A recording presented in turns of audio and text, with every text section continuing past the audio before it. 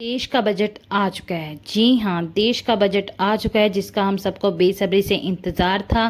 केंद्रीय वित्त मंत्री निर्मला सीतारमण ने आज केंद्र की मोदी सरकार के तीसरे कार्यकाल का पूर्ण बजट पेश किया है।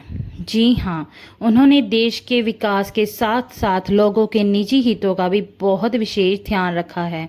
आपको बता दें कि उन्होंने कई योजनाओं को विस्तार भी किया है जो कि मौजूदा समय में लोगों के निजी हितों के लिए बहुत अच्छा प्रभाव डाल रही थी। इसके अलावा भी उन्होंने कई बड़े बड़े ऐलान किए हैं।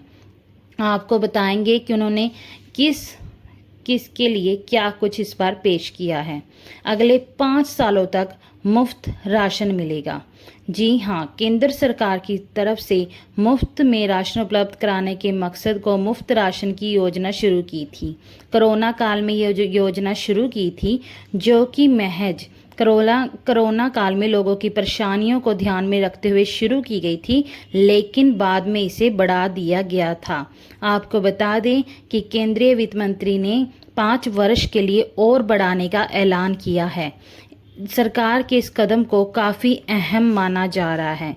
इसके साथ ही युवाओं को बहुत अच्छी सौगात मिली है।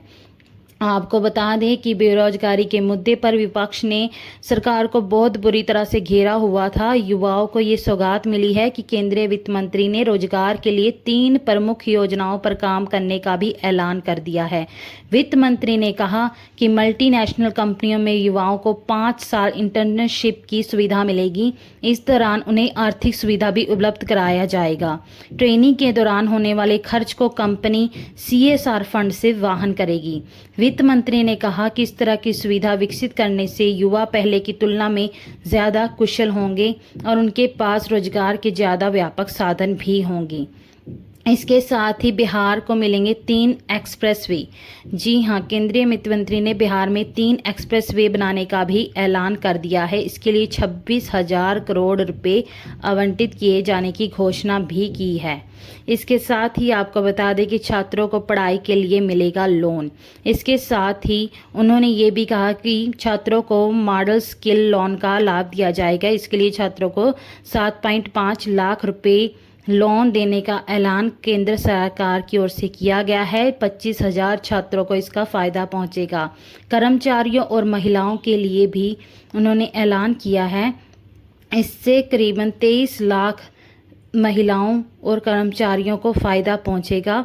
उन्होंने बहुत कुछ किया। महिलाओं और बालिकाओं को लाभ पहुंचाने वाली योजनाओं के लिए सरकार ने 3 लाख करोड़ रुपए से अधिक का आवंटन किया है।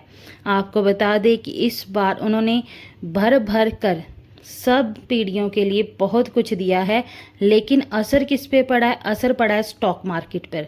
आपको बता के दें कि स्टॉक मार्केट पर कोई टैक्स या ST कई चीज़ें बढ़ा दी गई हैं, लेकिन बाकी सब में उन्हें सौगातें ही दी हैं। अपनी जनता को, युवाओं को, महिलाओं को और कई स्टेट्स को उन्होंने भर कर कुछ योजनाओं से लाभ प्रदान ही किया है।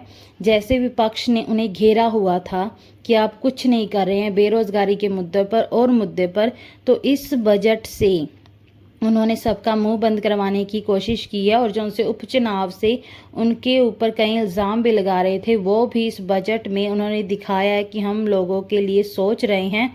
और युवाओं के लिए जो उन्होंने योजना निकाली थी उस पर विपक्ष ने कहा है ये तो हमारी योजना थी, जौन सी 5 साल इंटर्नशिप वाली है, ये तो कॉपी पेस्ट किया है। पर युवाओं का मुद्दा है, बेरोजगारी का मुद्दा है, तो अब वो ज़्यादा नहीं बोल रहे हैं। और आपको बता दें कि ये बजट सबके लिए बोरी भर कर बहुत कुछ दे के गया है। मोदी सरकार ने इस बार का बजट बहुत अच्छा पेश किया है, जिससे कि सब बहुत ज़्यादा खुश हैं। इस बार के बजट से देश को बहुत अच्छी सौगातें मिली हैं। देश के विकास और कल्याण के लिए बहुत अच्छे कदम उठाए जा रहे हैं।